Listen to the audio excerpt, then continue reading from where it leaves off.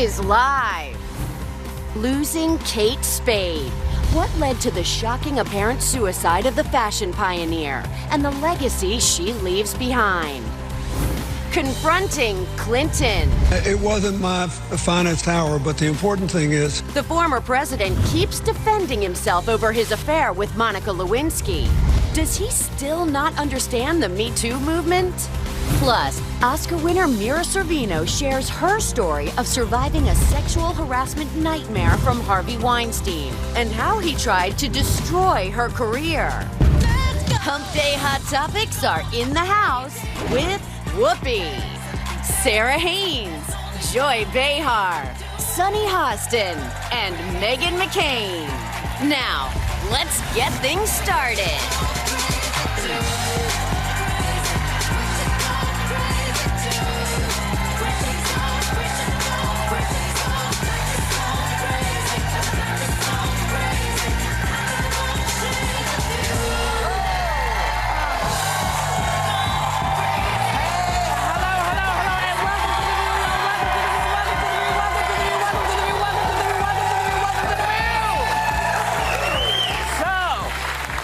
Just before we went on air, the guy in the White House tweeted about the speculation surrounding his wife, Melania, posting, "The fake news media has been so unfair and so vicious to my wife and our great First Lady Melania during her recovery from surgery. They reported everything from near death to facelifts to the left, WH and left the White House and me. And left me. Oh, okay. Left me to go to New York. Okay, or Virginia, or she was abused. All fake. She's doing really well. Can you read this fabulous response from Joe Scarborough, please? Yes, he tweeted moments after that. I agree that it would be vicious and unfair to lie about a loved one having a facelift for the purpose of causing pain and embarrassment. Mr. President, can you imagine anyone would be so cruel to do such a thing? Whoopi? So good. I mean, in case you don't remember, you know who at one point when he was mad at Mika and Joe sort of said that they went to Mar-a-Lago 3 nights in a row around New Year's Eve and insisted on joining me. She was bleeding badly from a facelift, and I said no. That's what he said about Trump said that about Mika. Yeah. You know, he gives hypocrisy a bad name, this guy. Yeah, I know. I know. There's like a tweet for everything. Yeah. There's never an end to how hypocritical he is. Is it that he just doesn't see it? He does not see the hypocrisy? I will remember what Newt Gingrich said yesterday. He's very intelligent, so he sees it. Well, the one thing I will say is there's been a lot of rhetoric about Melania, not on this show. We've been very responsible and respectful, but in other places that has been very incendiary. David Frum, who's the Atlantic senior editor, theorized last week in a tweet basically saying that President Trump could have possibly beaten his wife and covered it up. The tweet says, suppose President Trump punched the First Lady in the White House, then ordered the Secret Service to conceal the assault. It goes on. The First Lady spokesperson actually responded and said, I think that tweet is disgusting on many different levels. So there has been rhetoric on the other side about her that's been very incendiary. So his response, while I think juvenile, I understand his commitment to defending his wife. He should call out those people then and say, agreed. Hey, David Well, but Frum, I wonder if David Frum was taking a page from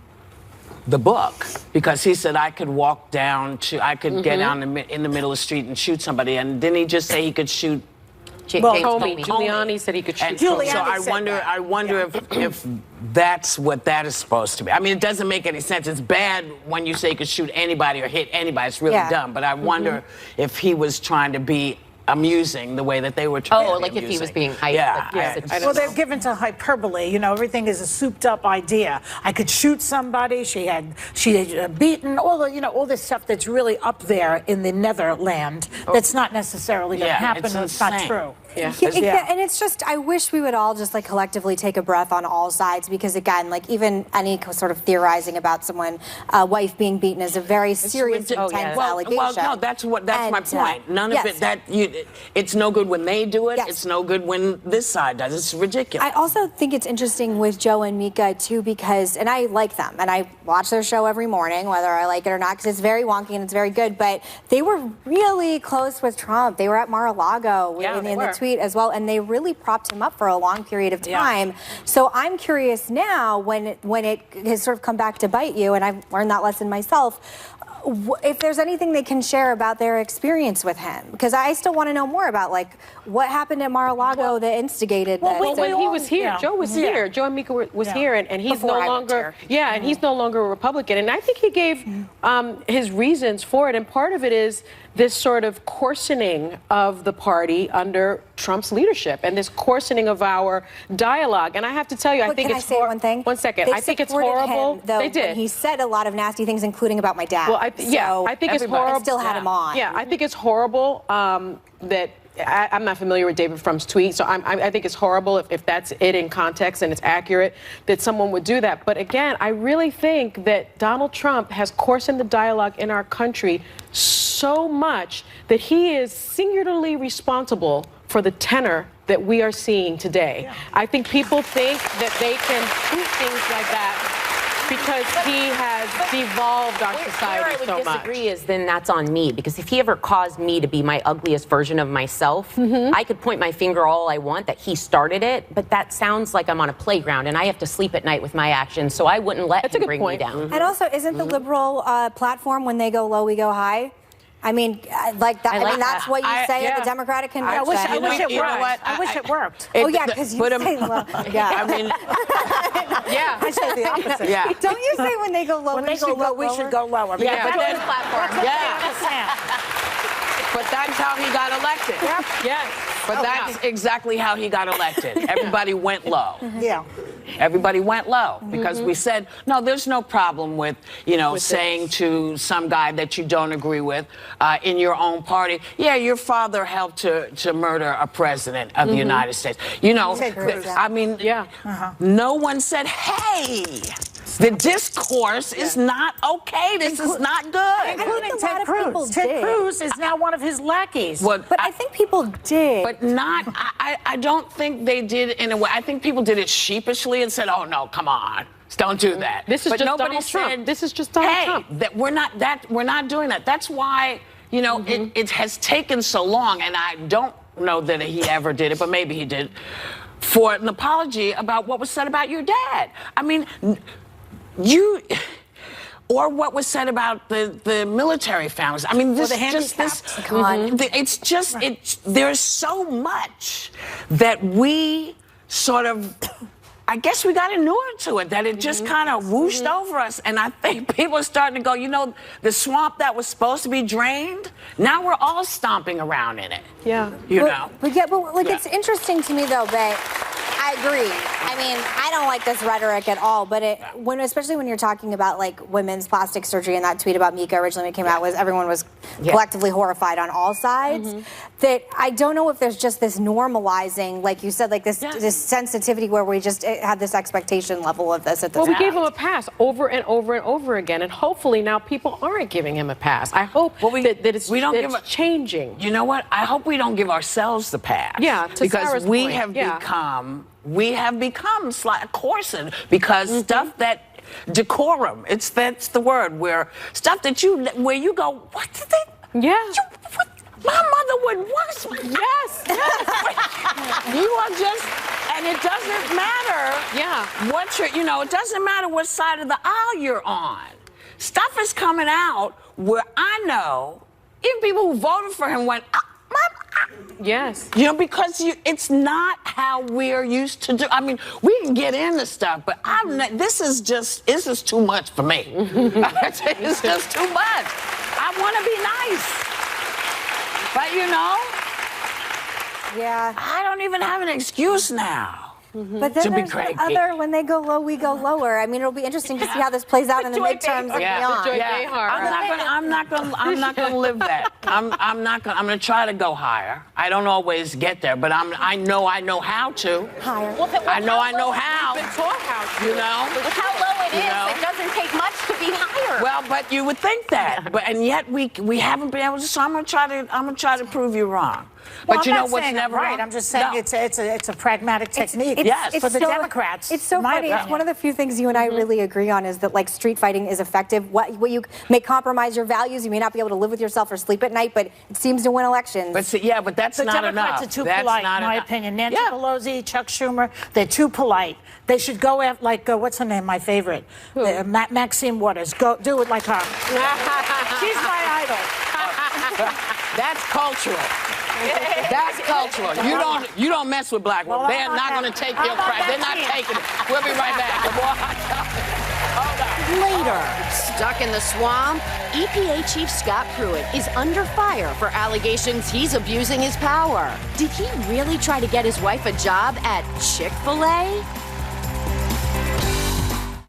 If you're in the white-hot center of the news, this is where you come to voice your view. Character matters. Truth-telling matters. Women are not going to be silenced. They're not going to be intimidated. They are going to speak their truth. Because this is the only place in daytime This is the interview that meant the most to my wife, so thanks for... taking on the newsmakers. What I do for a job doesn't impact my ability to know right from wrong or to tell the truth. We're The View. I take such pride in the idea that the president watches our show. He sure or watches has this watched show. our show. Hello. On ABC. Welcome back. So Bill Clinton got hot under the collar the other day when he was asked if his affair with Monica Lewinsky would be handled differently in the area of Me Too, and he admitted to Stephen Colbert he could have handled the question better. Watch the clip. It wasn't my finest hour, but the important thing is that was a very painful thing that happened 20 years ago, and I apologize to my family, to Monica Lewinsky and her family, to the American people. I meant it then, I meant it now. I've had to live with the consequences every day since. And I still believe this Me Too movement is long overdue, necessary, and should be supported. So people are saying, you know, one of the things that he says is he just felt that what surprised him was the flat-out assertion that he hadn't apologized, when in fact he felt that he had. My frustration in that interview was his clear anger and frustration, and With Craig Melvin. With Craig Melvin, when he responded, that speaks to maybe not completely understanding the time we are in, because if he's still frustrated and inconvenienced by it, he has to remember that is he inconvenienced by people knowing about it and asking him about it, or that he did it?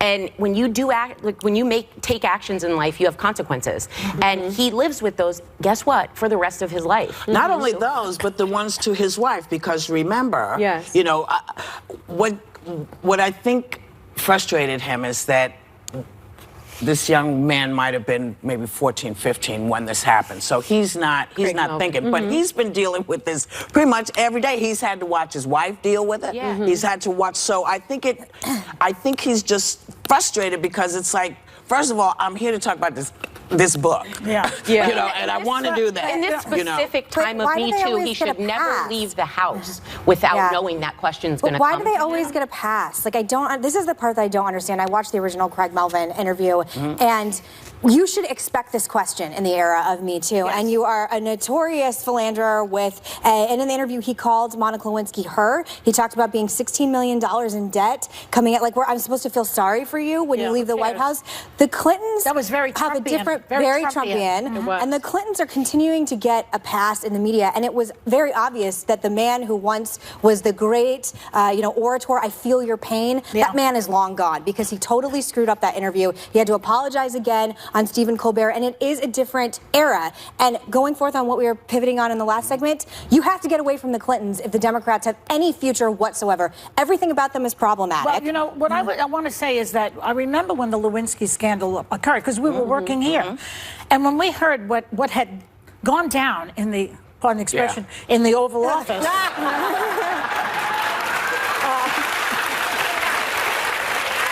When we heard about what happened there, it was the most shocking thing we had ever heard. I mean, we had never heard anything like this about a president in the White House, in the Oval Office, in the United States.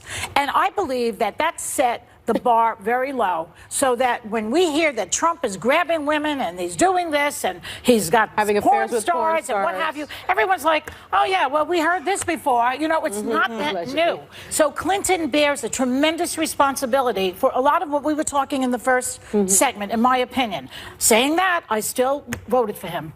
Well, you know, I think I still vote. How is that different than a Trump voter still voting for them after they grab him in the blank? I don't People think that, make moral compromises with things like this related to sex. Look, it's not that, well, it's a little bit more complicated with Clinton. This was, well, I don't want to go into that. We've said on the show many times that Bill Clinton is not the first president to have an affair, right? I mean, Kennedy Not was in the known, White House. and not in the White House. Kennedy you was gather known up as some being of that a DNA Lothario. off those carpets. You could Yeah, make I mean, but I will. One more thing about that. Bill Clinton was on the right side in many ways. He did not denigrate people's handicaps. He did not denigrate your father, the United States military, people who had children who died in wars. He was not of that ilk. That's the part of Trump that I don't get why anybody supports him. It's not really only his language. But let me say something really quick. So I have a quote because I was fascinated by feminists in the 90s take on this, and I have a whole litany of them. But in 1998, feminist writer Nina Burleg said she would be happy to have an affair with Bill Clinton just to thank him for keeping abortions legal and that other women should line up too. So again, when you put sex for me isn't, sadly at this point, not the #1 issue with someone that I vote for president, but you're talking about someone in 1998 who said sex wasn't the biggest issue. I care about being pro-choice, so I'm going to let this go. So I just don't think it's that different than a bunch of Trump supporters. Oh, I have Gloria Steinem. Okay, so that's Betty Gloria Steinem. But everybody's missing the point. You know who really has gotten her kicked behind all of this? Monica Lewinsky. No. Yes. Hillary Clinton. That's right. That's right. Because women. Wait. I agree. You know what? Whatever you think of Hillary Clinton, whatever you think of her, she has been dragged through the dirt. Agree with that. The man that is in office now, you don't know that. You weren't in their bedroom. No, but I know what George Stephanopoulos said in his book about the bimbo eruption and what she had to do with bringing it up. I don't know what people say in their books. What I know is if they were complicit, that's their marriage and that's what they do. But this man dragged those women out and had them sitting there. Donald Trump did that. You know, during the debate, during the press conference. You know, this is the woman who goes through it every day from both sides, left and right. Left side women say, oh, no, I don't understand how she stayed with that man. And women on the right, I don't know how she stayed with the man. That's the woman that I feel the worst for. Right. There because she will there never. are a lot of women in this country, specifically millennial women, and you can find a quote by Lena Dunham that had a serious problem with her relationship and her That's fine. But it's fine, but it doesn't change the fact that the person who gets dragged up every time is her. But why is she complicit? But wait, why is Hillary Clinton complicit? But that we all agree on here is that the women suffered and the man did not, because we can all agree Monica and Hillary were hit hard by this. Both of them. Well, the one were thing hit though hard. I will say about that, in my sense, is that one of the reasons perhaps Bill Clinton embraces the Me Too movement, as he said in the Colbert interview. Time in between interviews. Well, but distances himself somewhat distances himself because Monica Lewinsky herself said this was a consensual relationship, and I think that perhaps he doesn't understand this power dynamic. He seems to be missing that piece, and I don't quite understand that. I feel bad for Monica Lewinsky, who can't get the job she wants. She's not married. She's 44. Forever, she's known as the woman who went down in the White House, if you will. I feel bad. I feel much worse for her than I ever felt for Hillary Clinton. She's had a social pariah label. Well, yeah. Everybody, nobody comes out of this unscathed. No. Nobody. But it's possible that Clinton brought us Trump, is the way this conversation just went. Well, that's what you're saying. But then you have to blame Kennedy. I'm saying that the person who gets her ass kicked every time is Hillary. Yes, and if possible, if it wasn't for her husband, she'd be president. No, I don't think that would have happened. But anything is possible. But I just, the Me Too movement is the strongest they've ever been at this moment. Yes. And so maybe he's learned that yeah, somebody might ask you the question. It might piss you off, but you're going to have to figure out how to deal with it because this is the new world. Yeah. Did you notice that politicians We'll be right have back. tough faces? Well, none of them get anything. See.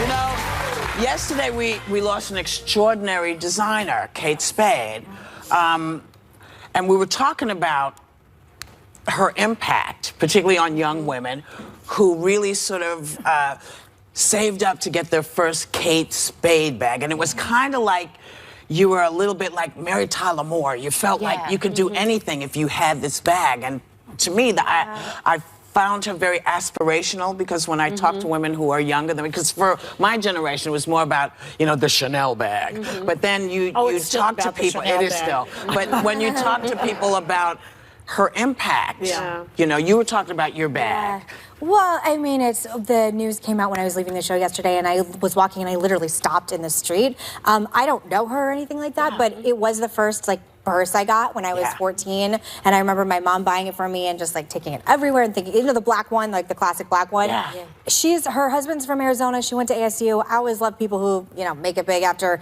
growing up in Arizona, or her husband did. And it's just so deeply tragic that you would think a woman like Kate Spade has everything, and you just never know what people are struggling with, what demons they have, and I think we should have compassion. And you have to have compassion. One thing, I was stopped in my tracks when you told me about it. It was right after the show, and her sister said that she had suffered from years of debilitating depression and refused to get medical help, fearing how that looked for her happy-go-lucky image. And that was so painful to me because you all know I have people close in my family who deal with depression, and when you have a family member struggling with this, it is difficult to intervene. It is difficult to make sure that they get the help they need, but people, we need to do that. We need to take care of those that are exhibiting any of these symptoms, and those symptoms are a sad or empty mood, feeling hopeless. Just really quick, that sister, there's some issues with that sister. The family isn't pleased with this statement. But they know that she had mental illness. The truth of the matter is, the family says she's estranged. It is. Suicide is not easy to deal with, and it has so many implications. And I don't want anybody to feel like, oh, I should have been able to stop. I should have been able to. We're sending our deep regrets to the family over this terrible tragedy. And we just wanted to let the family know that for many, many women in this country, you know, she set a style that freed a whole bunch of women. Can I read So a we just quote wanted to from say her? something. Yes. Real quickly, she did an interview with my friend Lori Bergamatto for when she was Glamour Woman of the Year, and the article ended, sadly, with, "I hope that people remember me not just as a good businesswoman, but as a great friend and a heck of a lot of fun." It's important, I think, for young girls and people to understand that the pursuit of success and this idea that when I'm rich and famous, that will eradicate all of what you call the demons. It doesn't work like that, you know, so deal with your stuff. She Self-care. also, final thing, it was also affordable. You know, I mean, like you said, like I remember, like it's an aspirational brand that women of all socioeconomic levels can go to, and you'll still look glamorous and beautiful, which was at the time innovative. She left a note, by the way. You know that, right? I am aware. We'll be right back.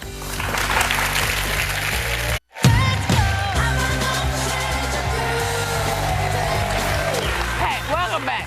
So a Louisiana first grade teacher is in trouble for naming one of her students the class clown, and then another one the most talkative. Now, the boy's grandmother claims that she's shaming him. But I happen to know that we've got at least 2 class clowns at this table. And another very talkative person. I don't know who, but who was called. But did you feel shamed when somebody said that to you? No, and the other thing is parents, kids act very differently from when they're with their parents. Right. So when this grandmother commented that the teacher, that didn't accurately classify him. I also acted much better around my grandparents than even my parents, you know? So I think this is a fun way of calling out. I don't know a report card my parents got that didn't talk about how much I talked. Like they had to sit me down and tell me that not everything was about me. But I consider it, for both of those statements, compliments. Yeah. To be talkative and a clown, think about Robin Williams, think about Whoopi Goldberg, think about, you know, I don't know, any comedian. Joy Behar. Who's making a lot to talk. Joy, in response to what you said, the person preferred if the awards were renamed to most funny or future motivational speaker. I feel like that's a little like cheesy. No, I disagree with everybody on this, because I got to tell you, if my kid came home with a paper award that said class clown, I would be like, are you serious? But would you be mad at the teacher? I'd be ticked at the teacher and ticked at the kid. Because for me, I'm thinking, I'm sending you to school to learn. I'm not sending you to school to entertain everybody up in the class. Okay, so let me ask you a question. So if your kid was entertaining and did their work, would it be a problem for you? Yes, because entertaining the class clown. No. We'll be back. No, we're done. Adios, my friends. We'll be right back. Up next, Oscar winner Mira Sorvino talks about the 20th anniversary of her classic comedy, Romy and Michelle's High School Reunion. Let's go! Hey, Oscar winner Mira Sorvino has been in the headlines for helping to bring down Harvey Weinstein, and now she's creating a buzz all her own in the new series Condor. Please welcome the fabulous Mira Sorvino.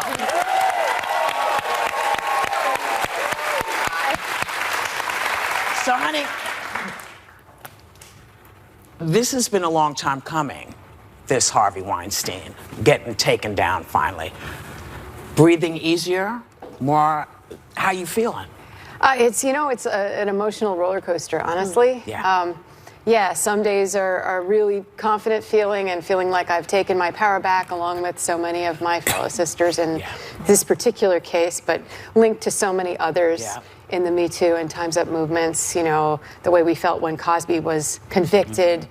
And then there are other days where I just feel really sad and vulnerable, and people are like, oh, you must have been so excited to see him in handcuffs. And I was like, it honestly wasn't that feeling. It was a feeling of, okay, justice is starting to be taken here. He's being put into the criminal justice system as a criminal. This is the first step. That's good.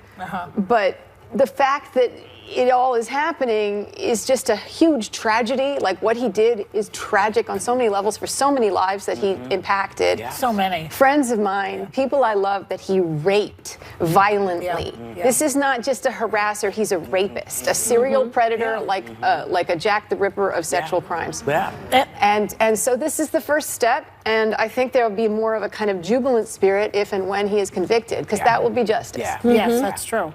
But in 1996, you won an Oscar for Mighty Aphrodite, which was great for you. And then you did a lot of promotion for the film. And while you were doing the promotion, the word is, or you say, whatever, that Weinstein harassed you at that time, right? Yes. So it's a while ago. And yet this is now coming out. So tell us why you decided to come out with this now. Well, first of all, and as I've said before, I did tell numerous people at the time. I told everyone I knew.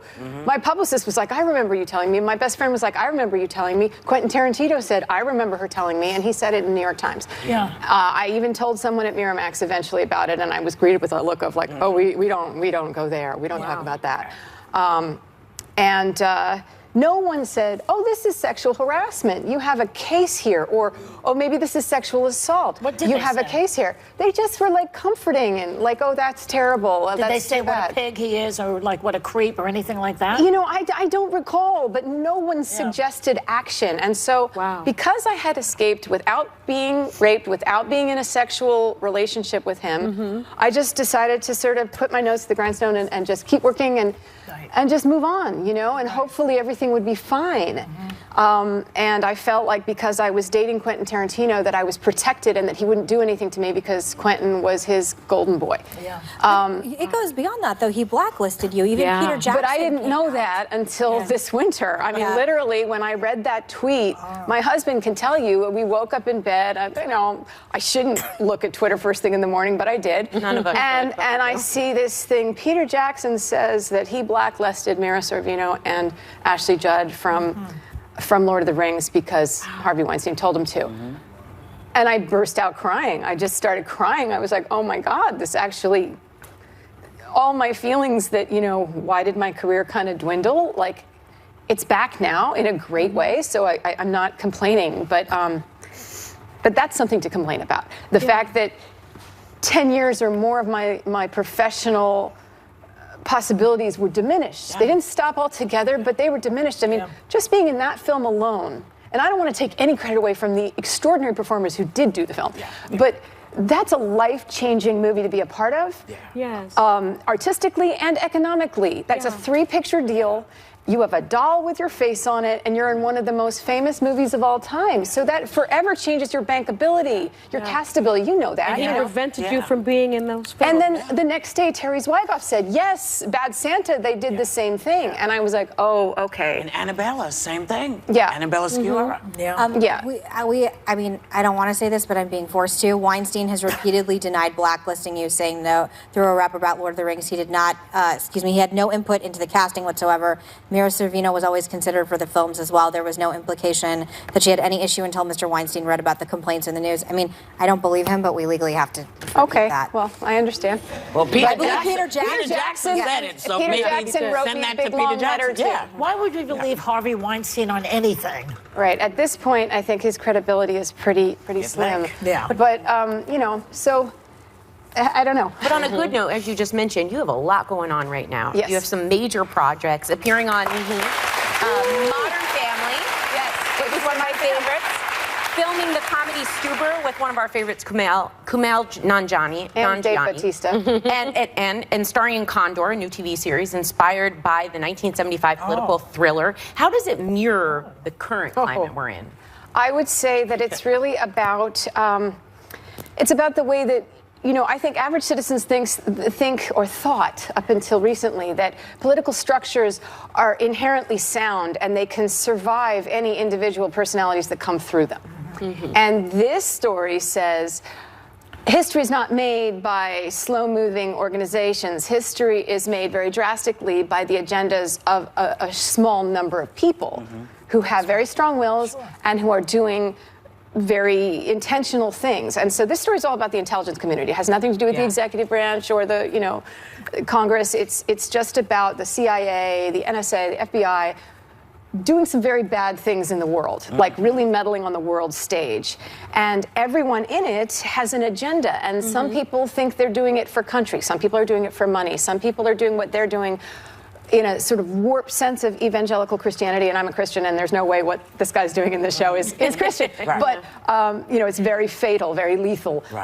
It's really fascinating. I saw it yesterday. It's so well done. You play an investigator who comes out of retirement to get into the mind of a CIA analyst on the run. So let's take a look. We have a clip. If I were Joe Turner, this house would be one of the safer places that I could go, considering that my face is plastered across every single television in America. The only reason that I would leave is because I was sure that it was no longer safe. You think someone tipped him off we were coming? Who? Does Hale have a car? DMV doesn't have an active registration in her name, no. So he's close. I want you to find him. You got it. Let's keep it between us that someone may have warned Turner. That person may turn out to be closer than we think.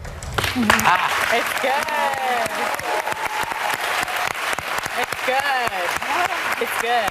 Yeah. You know, Mira, I would have been totally not in the right if I didn't mention that Romeo and Michelle's high school reunion. It's 20 years today. And I wanted to tell you, my best friend from high school, Claire, when she got married, I was the maid of honor in her wedding, and in my toast, I said, thank you for always being the Romeo to my Michelle. It's a truly iconic movie. What's it like 20 years? So many women still love it so much. How are the Post-its doing?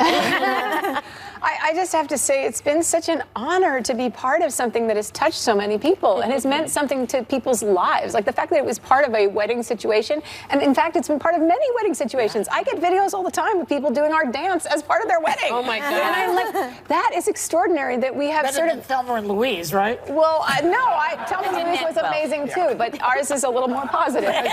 we don't go off a cliff at the end. We're folding scarves. Yeah. But what's great about it is you really. I would love to do a sequel. Do a sequel. Oh, please, maybe. Okay, you guys, this is ABC, this is Disney, right? ABC is Disney. And then Disney, a musical. Please, green light the sequel, because it's Disney. Green light the We sequel. watch it. Green light the damn sequel. I mean, yeah, and then please make a musical for Broadway. I'm just saying, you have to come back. Yeah. I would back love anytime. to. Thank you. Thanks to Mira Sorvino. Condor premieres tonight on AT&T Audience Network. And we, of course, will be right back.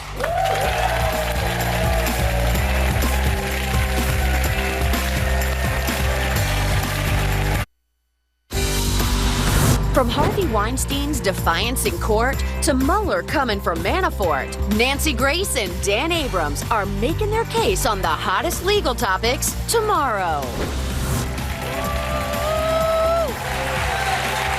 So, welcome back. Disney's Wrinkle in Time is available now in all formats, and members of our audience are getting a digital download.